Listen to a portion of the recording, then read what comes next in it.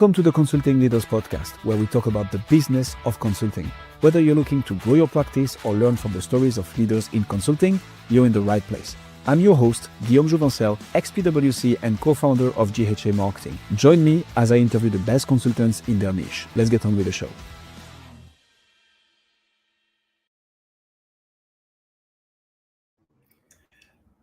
First of all, I'm a fan of the name, so good job.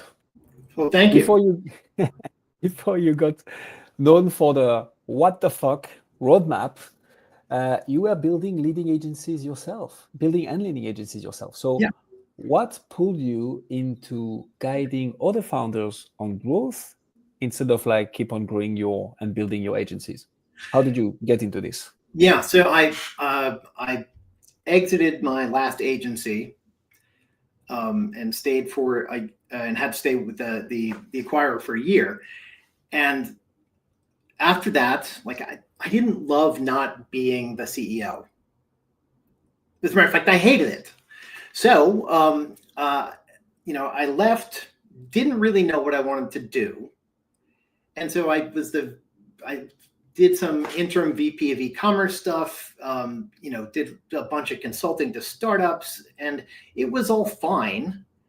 But then a friend of mine, someone I've known for a really long time, like 20 years, said that she was having some issues with her agency, and wondering if she could get my advice. And so I started giving her advice, and all of a sudden, the sun came out and birds started to sing and there were bunnies everywhere and rainbows. And I thought, oh, this is what I'm supposed to be doing. And that was in 2018, and I haven't looked back since. Oh.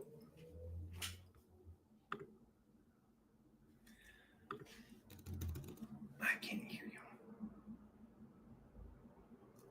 you. Thanks for whispering. You can't hear me. Team. That's the choices of the direct. I was on mute. My bad. So I like this. I'm a huge fan of Alex Hormozy, and I don't remember who founded ClickFunnels. I think it's something Brunson. Anyways, he told Alex, "Hey, you shouldn't be running gyms. You should be teaching people how to fill out gyms." And it's like the famous guiding others to do what you've done in the past, and you find your real purpose, and this is where the real leverage is. Is that kind of what you went through as well when you started helping that client? It engaged more parts of me. It engaged different parts of me.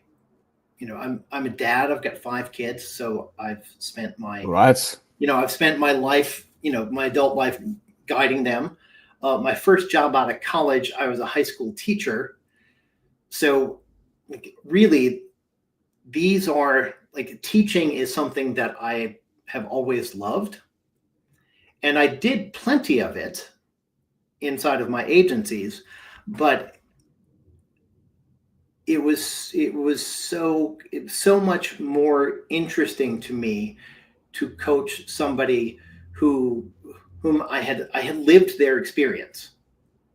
And so I had intense empathy and depth and really understood not just the mechanics of how you grow an agency, because that's what YouTube is for. There's mechanics everywhere, but it's about taking your personhood, your emotional landscape, your financial landscape, your experiential landscape, and applying it, to the best impact. And that's very different than just tactical coaching. And that's what really excites me about what I do. Because tactics are boring and transient. I get you. I mean, we should all be spending as much time as we can figuring out what we like, and once we find it out, spending as much time as possible doing it. Yeah, exactly. So that does make a lot of sense. So, I mean, obviously it's in the name and kind of the introduction here, but can you tell us a bit more about the problem that you're solving right now since 2018, and who is it that you're helping specifically? Yeah. So, and I've been through quite an evolution through this. first I was focused on more profit, more revenue, more happy. And I still am, actually. Like, and by the way, like, those are not, that's not a formula. Those are 3 different variables to optimize for. And then I was focused really on building agencies better, because I've realized that lots of people try to build agencies that are terrible to work for. And finally, about 2 years ago, I realized the thing that I said most often when I was an agency leader was like, what the fuck? Because I just could not believe that, like, somebody would do that. Somebody would say this thing, that nobody would take this action. And then I thought, like, what the fuck? Like, that's what I ought to be talking about. Like that. And then it dawned on me that WTF turns into, wow, that's fantastic, or what's the fix, or which thing first. And then I thought, like, oh, there you go. That's like, we're going to turn the what the fuck into an action stream, or an adjustment to the way you're thinking. Like, what's the fascination? Like, there's so much that deserves to come out of that expression of frustration. And so many people don't give that frustration enough sense, because they feel like they should have already figured it out. They're thinking, like, I run an agency of 25 people. I should know how to do this. And nobody does. And more importantly, nobody knows how to do it so it's effective for you.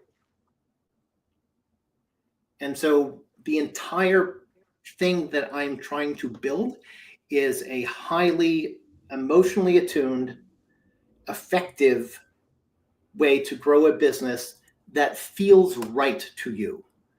Because so many people get trapped in the world of SOPs and of departmental meetings and level 10 meetings, and they hate it. And that's because they're building somebody else's business. And so I want to help my clients create their business. So you help people launch agencies, basically, So or run their agencies so better? to build them better. So the early stage agency, from getting from no clients to maybe like $20,000 a month. Okay. There's no magic there. It's just, you have to, like, smash your face against the wall until you make a dent. Yeah. It's making another call. It's sending another email. It's saying, it's on a Friday night saying, like, I need to get this account in shape for the weekend, or whatever, right? And there is not a significant way, in my opinion, to shorten the learning cycle there, because the only way to learn how to do those things is to do them. Now, you can get help and advice to, figure out, I tried to do this and it didn't work. Why did that happen? But nobody can really tell you what to do. You kind of have to learn it yourself, because in some respects, scar tissue is important. Like, if you don't fuck things up and doubt yourself and make mistakes, you haven't really learned how to do the thing. I'm a huge advocate of, you need to walk the talk. You need to demonstrate what you sell by doing it for yourself first. I'm a huge fan of people who have first walked the talk and then started helping people achieve the same results, because for me, those are the best mentors. They've been in your shoes. They know. And they are a few steps ahead of you, right? That's the whole point of a coach or consultant. It's like, The one thing they I know. would like, sorry, I just interrupt for a second. Go for it. The doing and the teaching are very different skill sets. 100%. And so if you can have done things really well and be awful at helping other people achieve the same results. Yeah. And conversely, you can have run things in a very modest fashion, but be fantastic at teaching. So you really and you really do need to find somebody as a mentor. Being having good pedagogy is super important, right? It's way better to work with somebody who is a better teacher than they were a performer. Because if you look at Jamie Dimon, CEO of Morgan Stanley, he probably was not the best derivatives trader ever. And he was probably not the best wealth advisor ever, but he's a really freaking great CEO. So somebody does not have to be truly expert at everything in order to help you grow your expertise. But just because someone has been an expert at something does not mean that they are going to be able to help you. Because I'll tell you a really quick story. When I was my first job out of college, when I was a high school teacher, I was an English teacher, taught literature. It always made sense to me. It was fantastic. Loved it. But I taught at a small private school, and the middle school algebra teacher went on maternity leave. They couldn't find a substitute. So guess what? The new guy who teaches English became the substitute algebra teacher for 7th and 8th graders. And that's not my jam at all. But I was a better algebra teacher, I think, than an English teacher, because I had tons of passion for teaching literature and tons of insight, but it always made sense to me. Algebra, on the other hand, didn't always make sense to me. And so I had to be much more focused and make zero assumptions about what the students knew before I could help them. Whereas in literature, since it all made sense to me, I didn't really think that you need to cover the basics. So I do think that having the opportunity to look at something with the eyes of a beginner really, really helps somebody to be a more effective mentor. I like that. For anybody thinking that if you're a great player, you can be a great teacher, have a chat with Michael Jordan. Well, you probably won't be able to have a chat with Michael Jordan, but look at Michael Jordan's career as a coach and then club owner. I mean, don't get me wrong, he's the best player the NBA has ever seen. But when it comes to teaching and transmitting a skill and helping people walk the same path, right, it's not the same. It's not the same ball game, pun intended. So I like what you're doing, Tim. What's the way for you to market this? What has worked for you to attract, get the eyeballs, get people down your funnel so that you can help those beginners, agency owners, or like a little bit more advanced agency owners scale in the sense of actually unscaling? I liked one of your recent LinkedIn posts around this, that you actually need to start by unscaling, because we all want to automate everything with AI tools. But what actually matters is the results that you get for your clients, and how do you do that while loving your job? So I'm going to pause here because this is a way too long question. But how do you market all this? Content. Right. Would you mind elaborating? So I post on LinkedIn frequently. And that's my primary channel. I don't do things that a lot of other coaches do. To tell you the truth, and this is clearly a failure of mine. I have never gotten, paid advertising to work effectively for my coaching business. Yeah, and I'll tell you I'll tell you why. Yes. It's because I am not looking for anybody who fits the profile.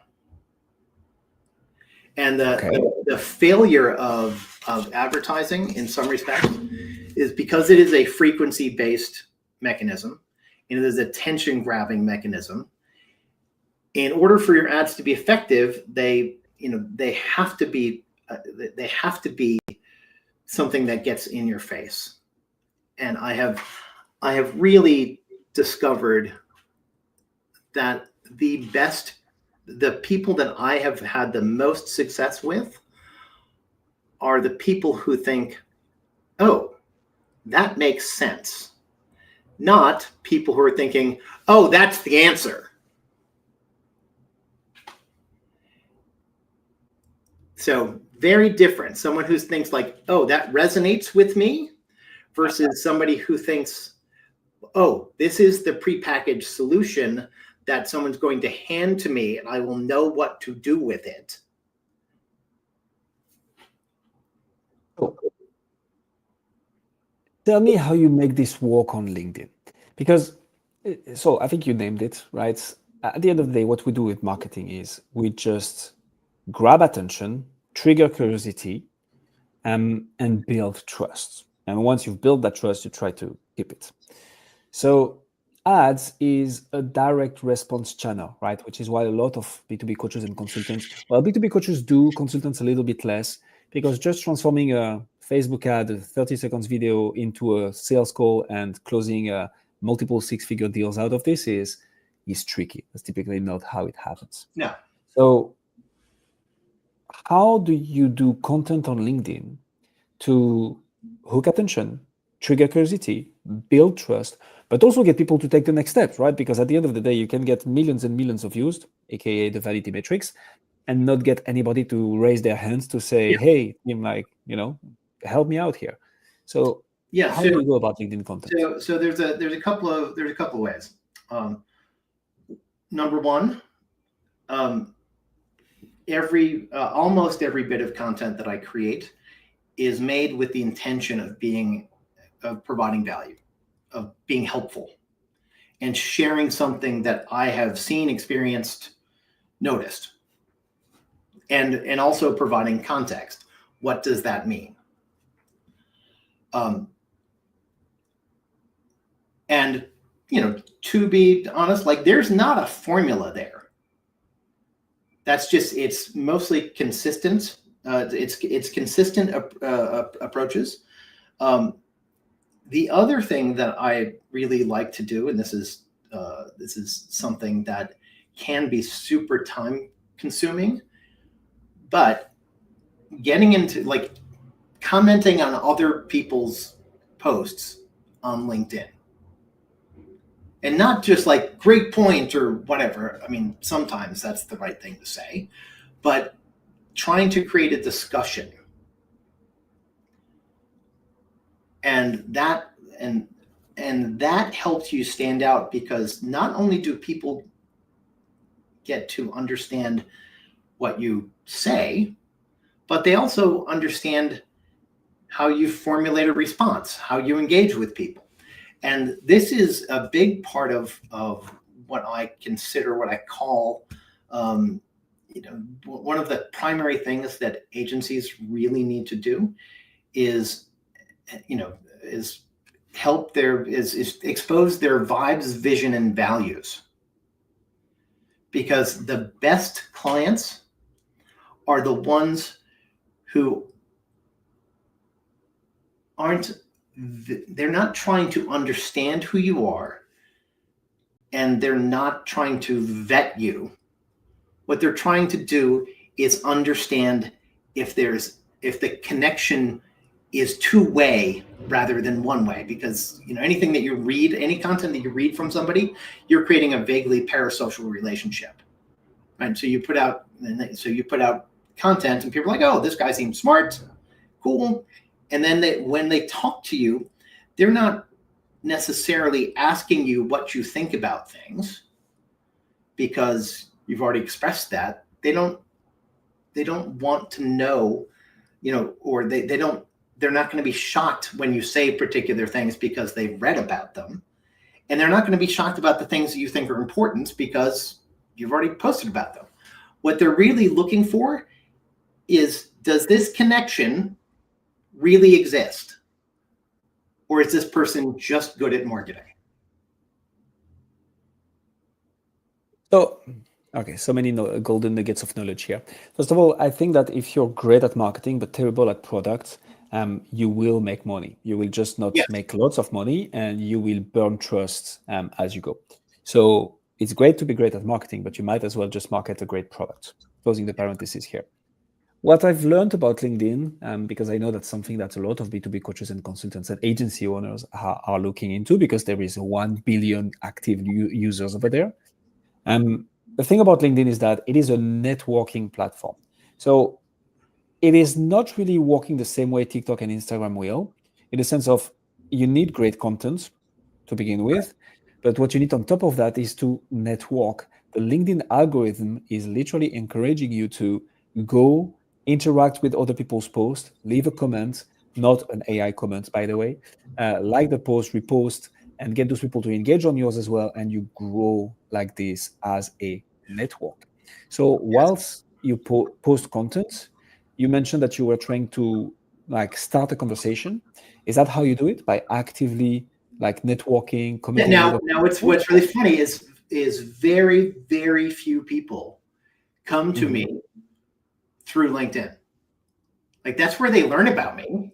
Okay. And that's where they understand me. But I can tell you, probably only 1 or 2 people have ever DM'd me on LinkedIn and be like, let's talk. It's much more likely that they just set up a call. And I'll tell you that the 2 places that are generating calls for me at the moment are LinkedIn and ChatGPT. Where do people come to you then? Where do people come to you from then? They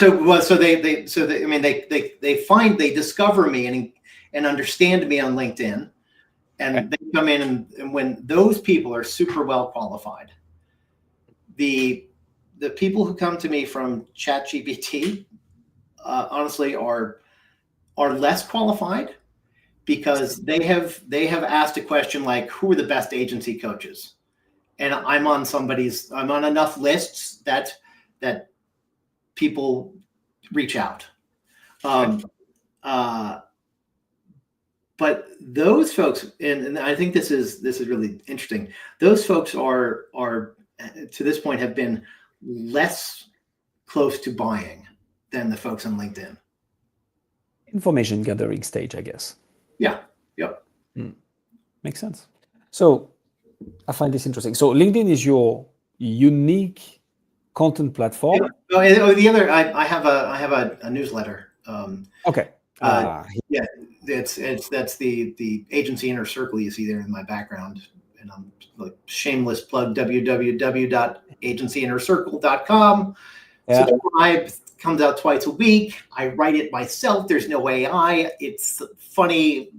Sometimes I work really hard on it, and lots and lots of people show up because of my newsletter. So that's fantastic, and I think that's the that's the missing piece that I wanted to get out of your team, because we looked into you, obviously, so I knew that. But so for the B2B coaches and consultants listening to us, there is marketing on one side, so grabbing attention, triggering curiosity, building trust. But then there is the nurturing part, which is actually providing value that either will get people to take a little action and get results, so that they are reinforced the fact that you provide value and you're an expert in that space, because you've literally given them an advice for free that they can implement. Yeah. And or they'll be like, okay, clearly this is the way to go. I'm going to talk to that person to see if they can do it for me instead of me having to do it. And so that nurturing piece is so important. And I think many people think about newsletter in the sense of like, oh yeah, I have a list, I send them an email every week. But it's really about how much value can you provide in that, 1, 2, 3 email per week that you send to your list, that you nurture, that you sequence based on open rate, reply rate, click-through rates, and really building something that gets you people through the door at the end of the day. Right. Now, something that I don't do, I subscribe to lots of other coaches' emails, Okay. and they have much more sophisticated nurturing solutions. Okay. And they email every day, but for the most part, some of them do. They're not providing me any value. What they're doing is wrapping a promotion inside of something. They're all promotional emails masquerading as information. Now, in my newsletter, it's information and stories that might have a promotion attached to it, but not always. I always stick in ads because like somebody's gonna pay for Beehive, but to tell you the truth, I'm not super promotional because I just wrote about this in my last week. If you're doing promotions and sales and all that sort of stuff, all you're doing is like you're trying to accelerate something. You're trying to pull a decision forward. And I have found that decisions that are made because of the desire for a discount or because of some sort of scarcity. Yeah. Those are not often great in my experience for my customers in the way that I work. They are often not great fits because there's something about the idea of a discount that creates a transactional metaphor in the client's mind. So like, oh, I've taken advantage of this. I'm going to get something more or faster or different. And so, and this really is a significant concept that I have, this idea of unscaling. It is better to do a few things amazingly well than all things reasonably well. This is so good. In a world where anybody can pull up ChatGPT and ask a question and have, in 99% of the cases, a clear, properly laid out explanation with next steps and how to do it, we cannot satisfy ourselves with good or average at everything. We need to be great at a few things. I like that a lot, Tim.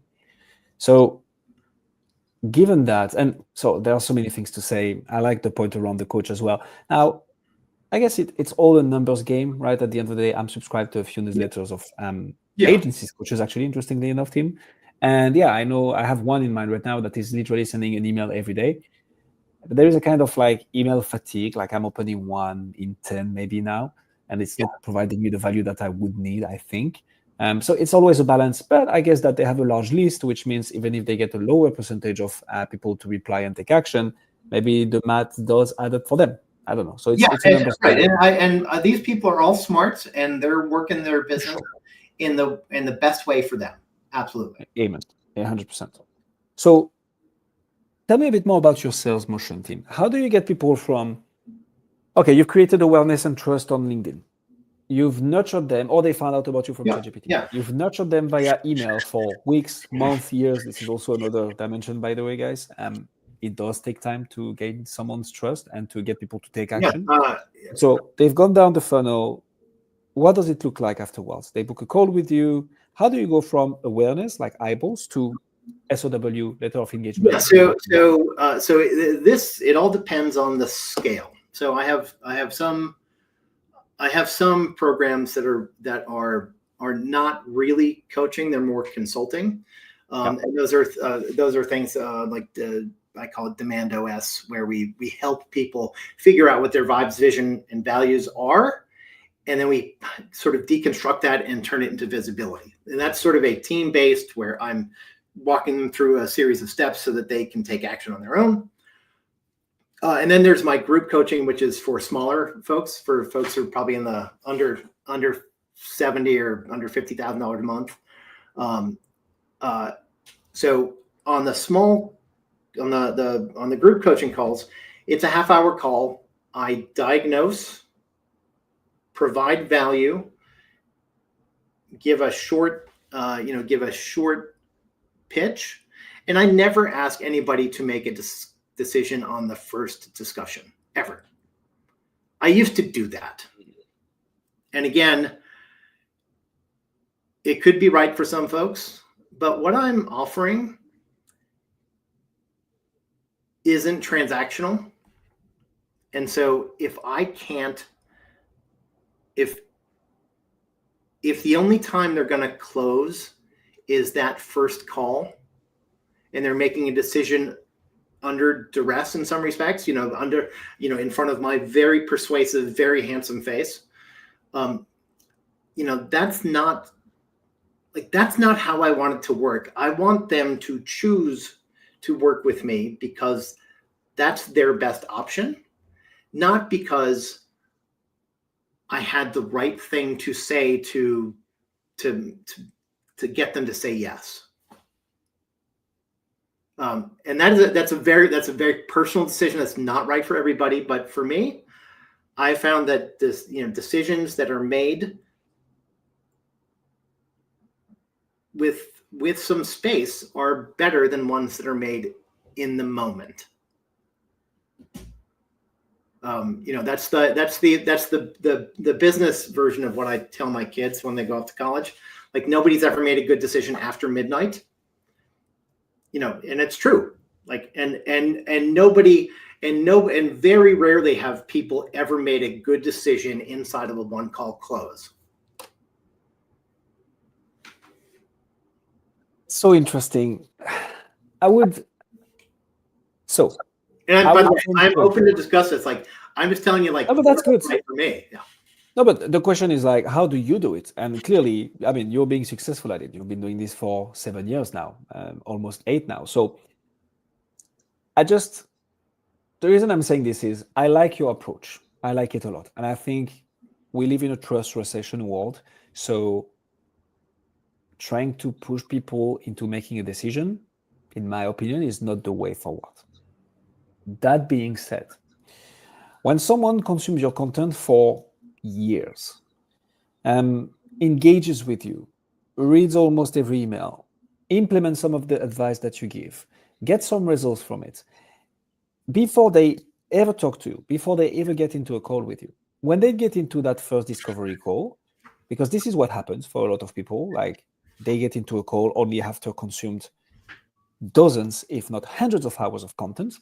When they get into that call, they are already sold.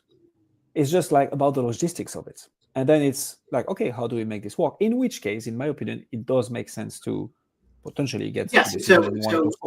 So if people are ready to close, I will ask them if that's what I intuit from them. I will ask them if they're ready to make a decision. Agreed. I like this. Actually, you know what? I like this question a lot. Are you ready to make a decision? That's really good. Yeah, it gives the other person permission to say no, and it gives them permission to say yes. Yeah. And in most sales thinking,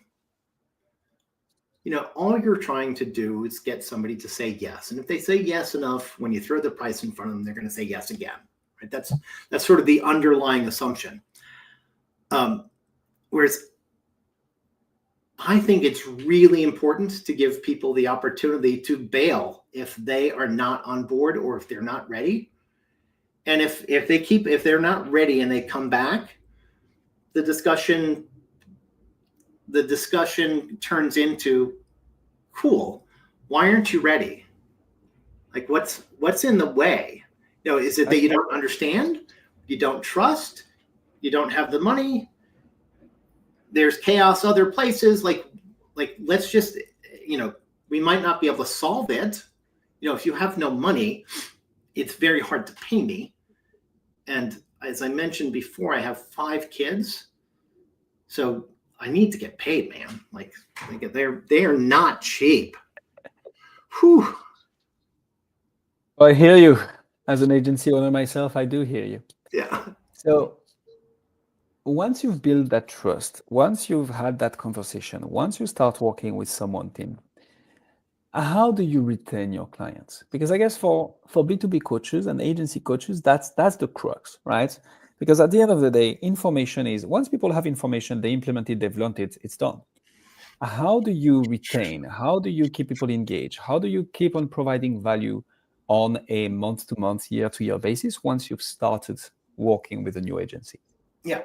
So in group coaching, what I have found is there's like 2 serious inflection points. There's somewhere you've been part of group coaching for 90 days.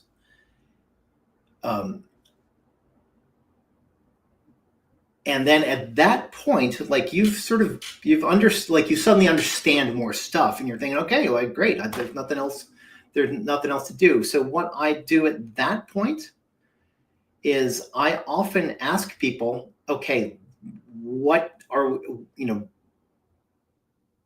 like we've just solved the first level of problems. Let's look ahead and see what other problems are happening that are going to come your way, because problems are unavoidable. You just don't know what shape they're going to take.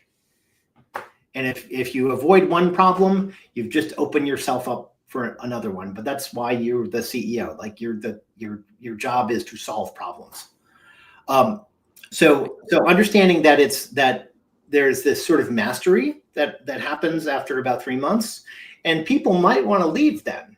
And if they do, if they feel like they need time to go out on their own, we have a really simple conversation. Like, cool, I'll pause your subscription, and I'm going to check in 30 days. And I know where you are right now. I've got your numbers. I understand, what's happening. And in 30 days, we'll check in again. And if your numbers are better and you're happy, then awesome. And if they're not, then let's figure out what the next set of problems are.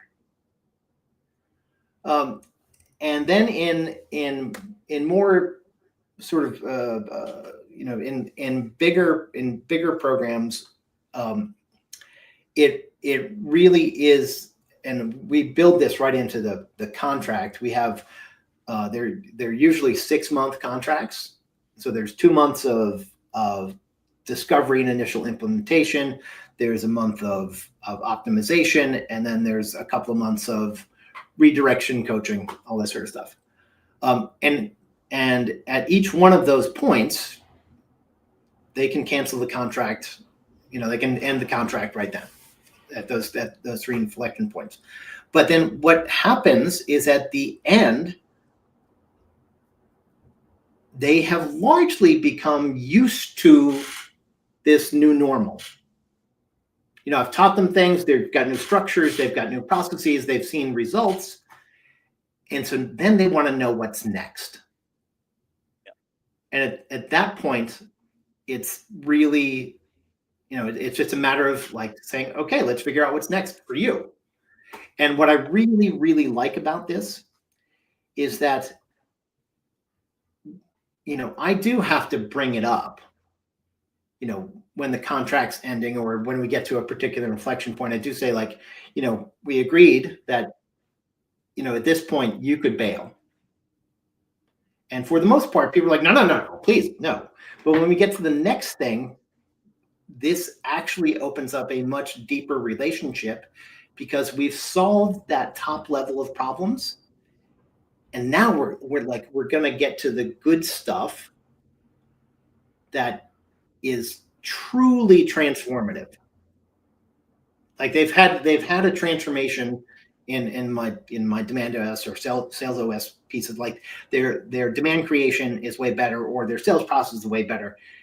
But then we get down into the, oh man, now that we've got these things that I thought were the problem figured out, now I realize, like, shit, I don't know how to be a CEO, or I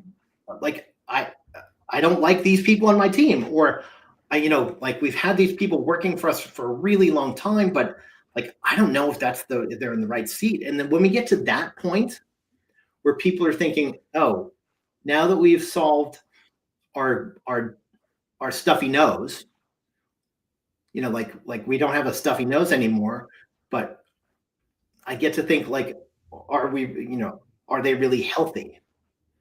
And it's at that point when you take away the most obvious symptoms that people really become open to large scale structural changes that are truly transformative.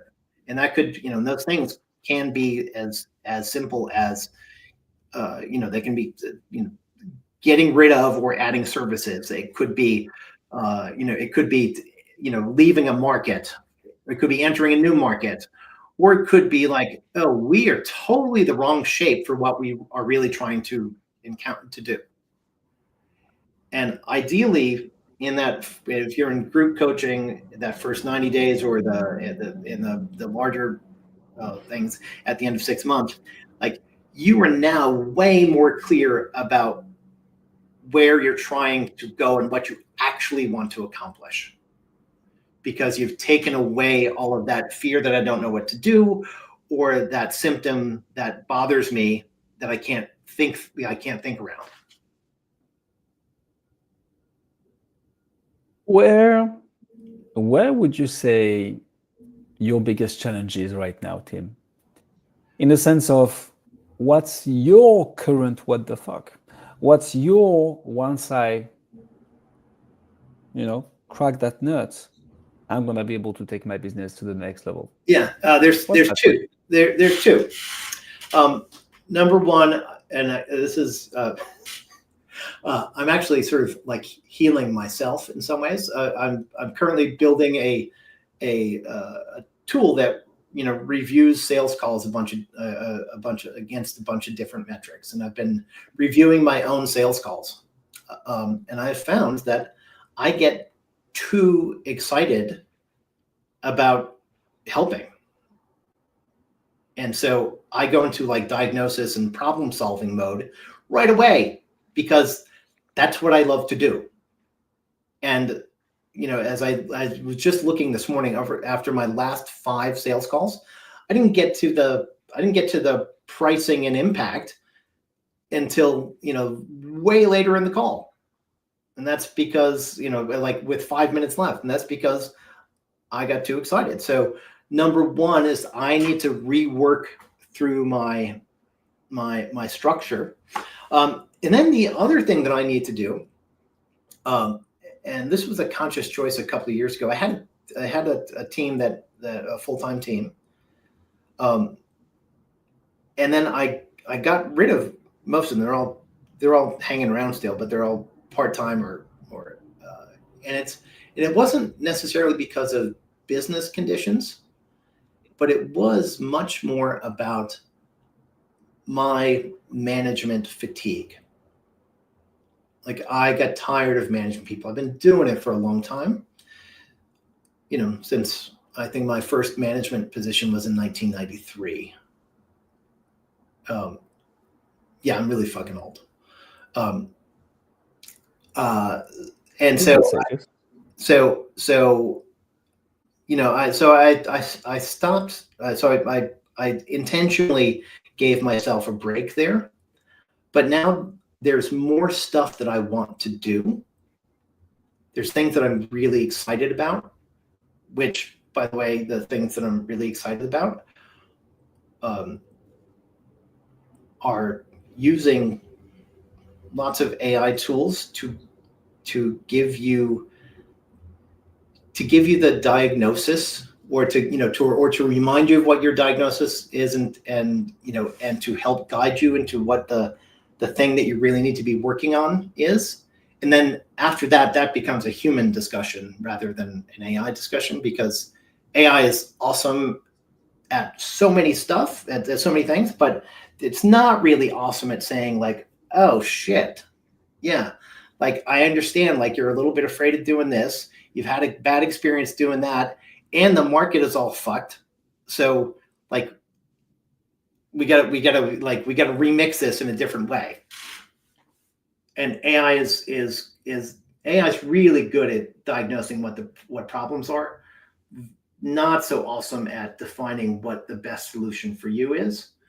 So what I'm really looking forward to doing is building pieces that sort of help people diagnose themselves. And if they can diagnose themselves and solve it on their own, yes, that's awesome. Like that's cool. But that sets the stage for me to immediately have the kinds of discussions that I want to have, which are, okay, you're not focused on the things that are failing. Now you can think about the things that you truly want to be successful at. And by the way, everybody thinks it's revenue or profits. Rarely is it that. Is it then? Most people want to be happy. Mm-hmm. They want to feel good about what they do in their job. They want to enjoy the people they work with. They want to have a true sense of autonomy. And by the way, if you are a revenue profit motivated person and that's your metric, you have zero freedom. Because those metrics demand constant attention. And so if they are the only things that you care about, you have ceded your autonomy to a profit and loss statement.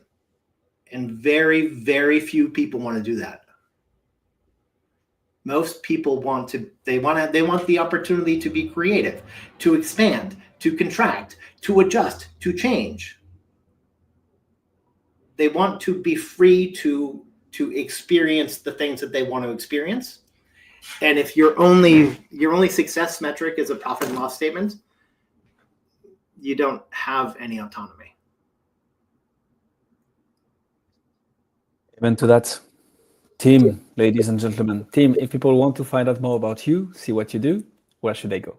TimKilroy.com, Tim Kilroy on LinkedIn, www.agencyinnercircle.com. I'm not hard to find. Well, to make sure that you aren't, we'll put all the links in the description. And I can say one thing for sure is that you gained at least one new connection on LinkedIn out of this interview. Me. Yes. I just added you. And King, thank you so much for coming on Consulting Leaders. Thank you so much. This has been great. Thanks for joining us on this episode of the Consulting Leaders Podcast. We hope you learned valuable lessons on how to grow your practice and take your business to the next level. Make sure to subscribe and leave us a review wherever you're listening to this show so you never miss an episode. To apply and be a guest on the show, click the link in the description. See you next time. How was that?